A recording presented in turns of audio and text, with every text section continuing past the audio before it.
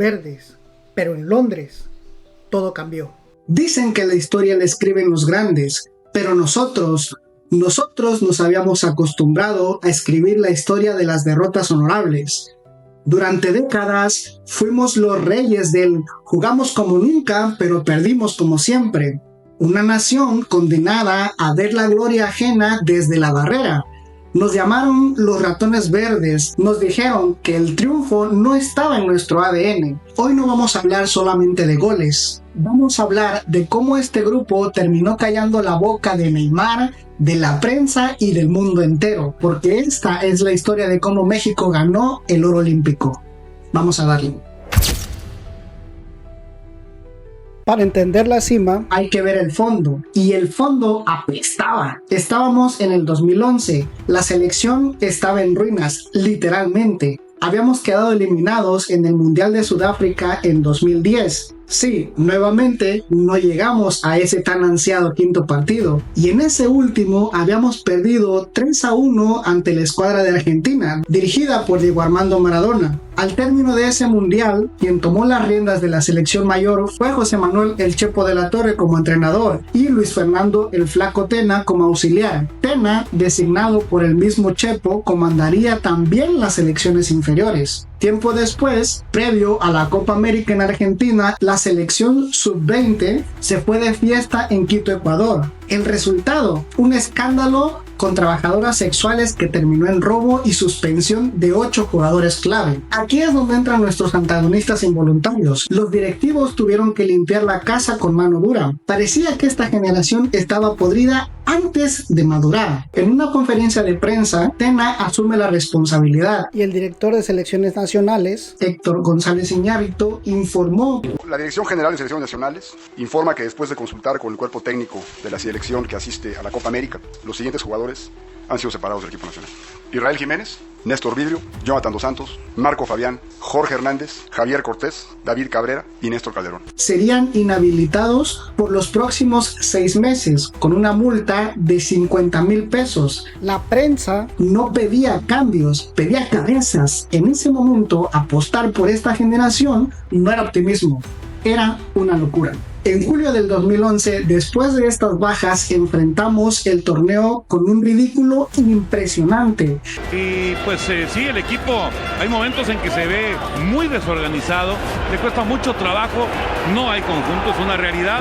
No se sumó ni un solo punto de los 3 partidos disputados contra Chile, Perú y Uruguay. La selección fue eliminada en fase de grupos de la Copa América. Sin duda, una de las peores actuaciones en torneos internacionales. Como equipo, esto no es un equipo, esto no es una selección. En todas las Copa América que he tenido por narrar es la peor de todas. Viene el que venga y no funcionan. Estos futbolistas, estas estrellas de papel que tiene el fútbol mexicano, no funcionan. En los grandes escenarios, contra los grandes equipos, contra los que pensamos somos y tenemos idea de que somos mejores que ellos, no lo somos. Nos hemos cansado de fracasar en los grandes escenarios. Pero el Flaco Tena, nuestro mentor, no era un técnico de moda. No vendía humo. La gente y la prensa deportiva lo criticaban y decían que era defensivo y aburrido.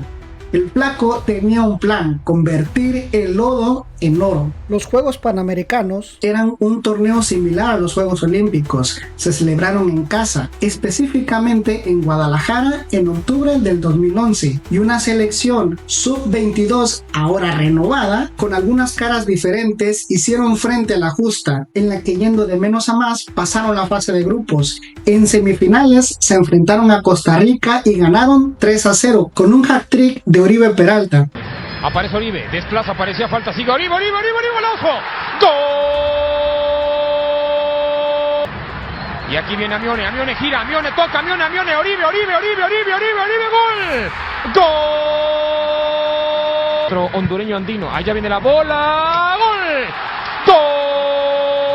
Pasaron a la final y se miraban más conectados y unidos. Ya en el partido ante Argentina fue un partido bastante reñido y apretado, en el que cualquiera de los dos equipos tenía posibilidad de ganar. Ambos generaban llegadas peligrosas, pero el héroe de esa noche fue Amione, que con un gol terminó sellando el encuentro, dando por victoriosa a la escuadra azteca. Quino engancha y busca, filtra la pelota, no hay fuera de lugar, ¡gol!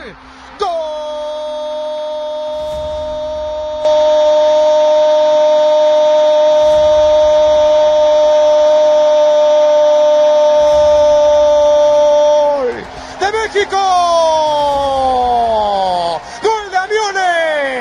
México ha ganado la medalla, Argentina se queda con la plata. Es la primera vez en la historia de los Panamericanos que México le gana en fútbol varonil al representativo argentino cuando hay medalla de por medio. Tiempo después llegó el torneo proolímpico en el 2012 y México tenía que demostrar que estaba para grandes cosas. Con una selección sub-23 en la que ya se contaban con los jugadores que habían estado sancionados, así como también te pueden sancionar a ti si es que no te suscribes para apoyar más historias como estas. Continuando, México avanzó poco a poco, empezando con meterle 7 tantos a la selección de Trinidad y Tobago. Arquero gol, el séptimo, Omar Cortés, el premio para el hombre de Pumas. El marcador ante Honduras quedaba 3-0, con victoria para los aztecas. Contra Panamá ganaron 1-0 y con 3-1 ante Canadá, los aztecas obtenían su boleto a los Olímpicos, aunque uno de los hombres más importantes hasta ese momento, David Cabrera, sufrió una dolorosa lesión en ese último partido. Está dolido el jugador camisa número 8, David Cabrera, y allá va el doctor a toda velocidad para revisarlo. Parece un fuerte golpe en la rodilla. Seguro en el viaje a Londres y titular en los Juegos Olímpicos. Si esto se confirma, esta lesión no le va a dar chance de, por supuesto, estar en varios meses. México ha conseguido su boleto a los Juegos Olímpicos de Londres. Lo que restaba era enfrentar la final contra Honduras, una selección que le complicó a México con entradas bastante fuertes y aún así los aztecas terminaron imponiéndose con un marcador 2-1, con un golazo de Marco Fabián y otro tanto de Miguel Ponce. Llega el centro, atención, remate, gol. ¡Gol! Después del esfuerzo, de lo que les costó ganarle a Honduras, de lo que se complicó, de lo que le ensuciaba en el partido, hoy sin ser un juego nada, pero nada brillante como otros en esta misma competencia, terminaron consiguiendo el triunfo también. Faltando poco para los Olímpicos, llegaba el torneo Esperanzas de Tulum. Este sería clave para que la escuadra mexicana llegara con muy buen ritmo a los Olímpicos. Ahí algo hizo clic. Se afianzó la idea del juego colectivo y tuvo resultados positivos. Ante Marruecos se ganó con un 4-3 contundente en un juego poco complicado. Pero aquí viene el triunfo, Marquito Fabián.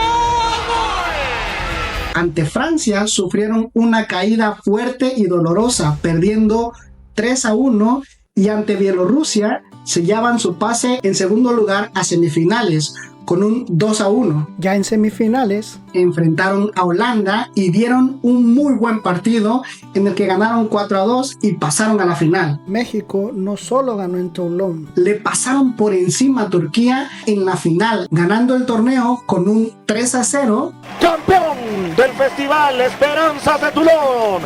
¡Qué bonito se oye! ¡México es campeón!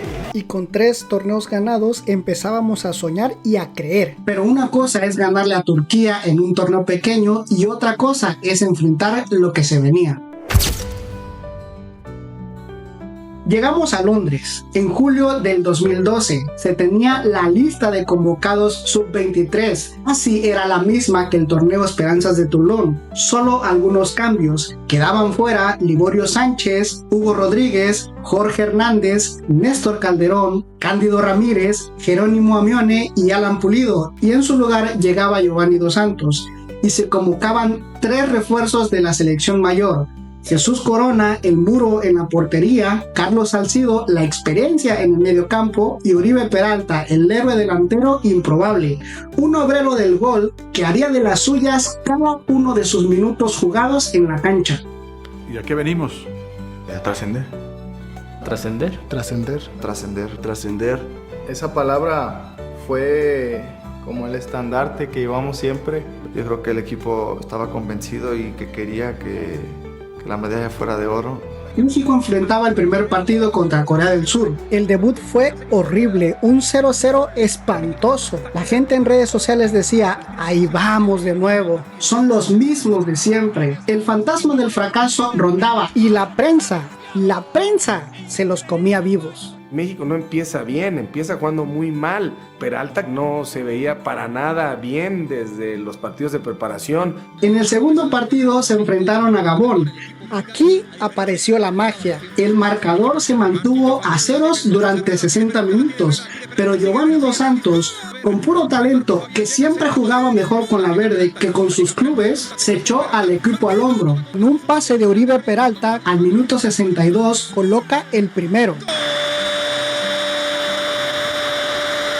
Y sobre los 90 minutos, por una falta que le cometen a Oribe, el árbitro pita penal y ahí Gio define su segundo gol del partido. 2 goles suyos nos dieron el 2-0 y con eso respirábamos. El partido 3 ante Suiza. Necesitábamos ganar sí o sí. Oribe Peralta mete su primer gol importante y el 1-0 sólidos, sin espectacularidad, pero efectivos. México pasaba a cuartos invicto y sin recibir un solo gol. A esta altura la selección mexicana presentaba una mejora dentro y fuera de la cancha, en la que se mostraba un equipo relajado y sobre todo unido. Había risas, bromas, fuegos entre ellos.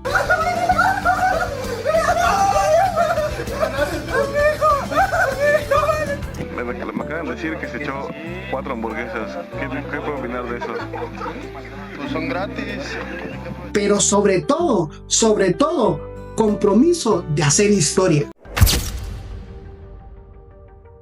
En cuartos de final, México se enfrenta ante Senegal. Senegal eran atletas impresionantes. México comenzó ganando el partido 2-0 cómodamente, con actuaciones de Enríquez en el primer gol, Javier Aquino en el segundo y Jesús Corona como toda una muralla debajo de los 3 palos. El partido parecía solo un trámite, pero esto es México. Nos empataron a 2 en el segundo tiempo. El pánico era real. Nos fuimos a tiempos extra y en un juego más que nada de resistencia física, México terminó imponiéndose. Aquí es donde Giovanni y Héctor Herrera demostraron su carácter. Gio metió el 3-2 y Herrera cerró el 4-2. Sufrimos un partido cardíaco, pero avanzamos. Y acá puede ser Raúl Alonso. Esta es el remate. El chatón me venía haciendo así con los brazos tirados. Le venía diciendo, dedícamelo. Entonces ya que llegan todos, ya le dediqué el bailecito, ¿no? En semifinales nos enfrentamos a Japón, pero los japoneses no iban a dejar el camino fácil. Anotaron un golazo de afuera del área en el minuto 12. Que ni la experiencia de 3 Jesús Coronas habrían podido evitarlo. El estadio se cayó, pero entonces Marco Fabián dijo, aquí estoy, presente. De un tiro de esquina metió un cabezazo para empatar el encuentro y con una dedicatoria especial a su hermano hacia el cielo ponía el 1-1. En el segundo tiempo, Oribe Peralta despertó a la bestia con un golazo al ángulo de afuera del área, pegándole al estado anímico de los japoneses, y al final Javier Cortés pone el 3-1 para una victoria contundente. México se encontraba en la final. Por primera vez en su historia, y no contra cualquiera, era contra un gigante. Nos vamos a detener aquí para hablar de Goliat, el gigante de Brasil. Brasil no era un equipo cualquiera, era una selección de estrellas de Hollywood. Neymar ya era el heredero de Pelé. Thiago Silva, Marcelo, Hulk. La nómina de Brasil costaba 10 veces más que la de México. Ellos jugaban por obligación divina. Nosotros por supervivencia. El mundo entero prendió la televisión esperando por la coronación de Neymar. Pero no por la fiesta de Oribe. Del otro lado, México llegaba con una tragedia. Giovanni Dos Santos, que había sido uno de los mejores jugadores de la selección hasta ese momento, se había lesionado y no podía jugar la final. Sin Gio, todos nos daban por muertos. Incluso Brasil, que se alegraba por eso. Importantísimos. No entramos a ver qué pasa, que estudiar al rival. A ser los protagonistas, a tener la pelota, partiendo del orden, atacarlo. Primeros minutos enchufadísimos, que no sientan.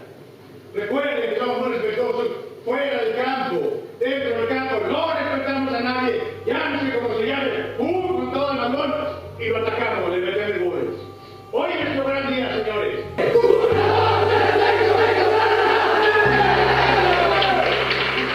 El partido se jugó en Wembley, la capital del fútbol. El 11 de agosto del 2012 fue el día más importante del fútbol mexicano. El árbitro pita el inicio del juego y México da el toque inicial. El balón va atrás. Aquino presiona como loco. Brasil se equivoca. El balón le queda en las piernas a Oribe Peralta. El reloj apenas marcaba 28 segundos. Brasil ni siquiera se había acomodado las espinilleras. Aquino presiona. El jugador brasileño duda. Y el balón le cae a Oribe. Un segundo de silencio. Un disparo raso hacia la portería. Y de pronto... ¡Gol!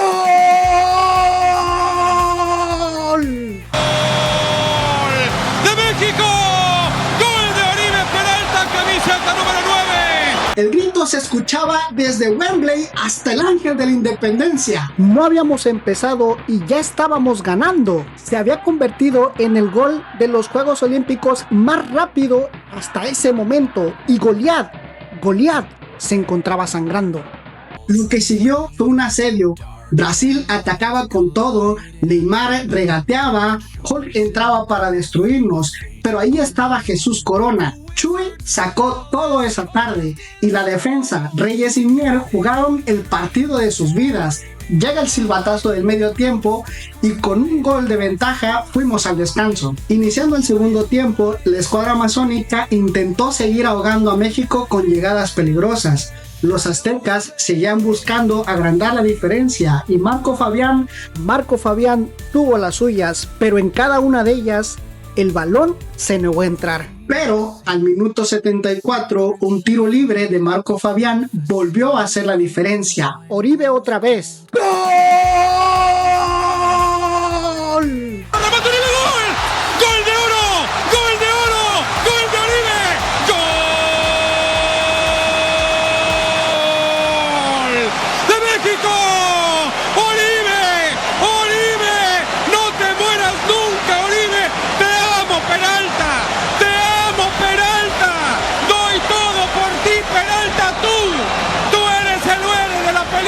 Yo te amo, Peralta, doctor García. Vamos a morir con Oribe. Con una jugada de pizarrón que ni en los entrenamientos había salido tan bien, mete un cabezazo letal poniendo el marcador 2-0. No lo podíamos creer. México estaba ganando a la potencia Brasil y el Cepillo se convertía en hermoso, el hermoso Peralta y en leyenda. El suspenso final llega al minuto 90. Hulk arma una jugada espectacular y termina en gol. Nada que hacer para el guardameta Corona. Estábamos 2-1 y los fantasmas del pasado comenzaban a aparecer. Faltaban 2 minutos en el cronómetro. El sufrimiento era insoportable. Hulk vuelve a aparecer con un centro en el área chica. Oscar cabecea y de pronto, para cada mexicano que mirábamos el partido, se nos detuvo el corazón. El balón se va por arriba, siendo esta la última jugada del equipo brasileño. Minutos después, el árbitro da el silbatazo final, sellando la victoria de México. ¡Lo lograron! ¡Lo habían logrado! ¡Lo lograron! ¡Se acabó! El flaco Tena levanta los brazos, los jugadores lloran y celebran de alegría. Los que apoyábamos a México en el estadio y detrás de las pantallas de televisión explotaron de celebración. El Ángel de la Independencia estalla de euforia. Neymar y su equipo de Brasil se encuentran con caras tristes y de llanto. Esa tarde el himno mexicano sonó en Wembley y por primera vez no era un sueño. Aquí se había cerrado la historia de estos jóvenes sub-23 y sus refuerzos, que había comenzado con sabores de boca muy amargos y que habían ahuyentado los fantasmas de los ratones verdes, de los llameritos y de los demonios del pasado. Porque esa tarde, jugamos como nunca y ganamos. La medalla de oro cambió vidas, pero el destino es caprichoso. Oribe Peralta, el Cepillo, el hermoso Peralta, el hombre que nos dio el oro, se convirtió en ídolo absoluto.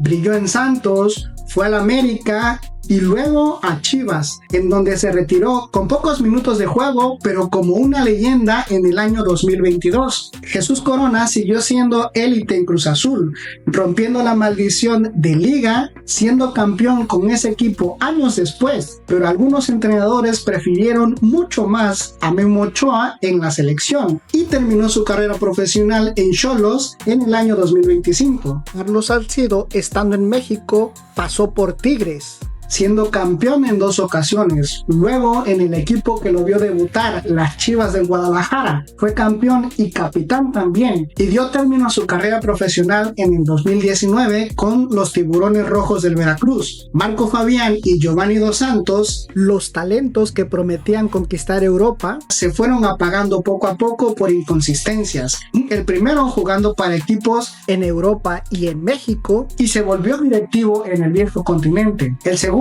pasó de Europa a la MLS, luego al fútbol mexicano en el América y tuvo un retiro silencioso. Y esto solamente por mencionarte algunos jugadores. Conclusión: ese día en Wembley, México no solo ganó un torneo, mató sus propios fantasmas. Demostró que la mentalidad del ratón verde era una elección, no una condena. Y que realmente existe el talento para llegar a más en lo deportivo y a grandes cosas. ¿En dónde se queda ese talento? Bueno, comenta en la parte de acá abajo y pon tu opinión al respecto. Quizá después volvimos a tropezar. Quizás el quinto partido sigue siendo una obsesión, pero nadie, absolutamente nadie, nos puede quitar el hecho de que el 11 de agosto del 2012 el oro olímpico se pintó de verde, blanco y rojo y brilló más que la verde amarela. Si te gustó revivir esta hazaña, dale like y comenta ¿dónde estabas tú cuando Oribe Peralta metió ese gol a los pocos segundos? Y si te gusta esta clase de historias del mundo del cine, del deporte y el entretenimiento en general, suscríbete para no perderte ninguna de ellas. Por aquí te voy a estar dejando 2 historias igualmente interesantes. Sin más que decir, yo me despido de ti y nos vemos en la próxima historia. Bye.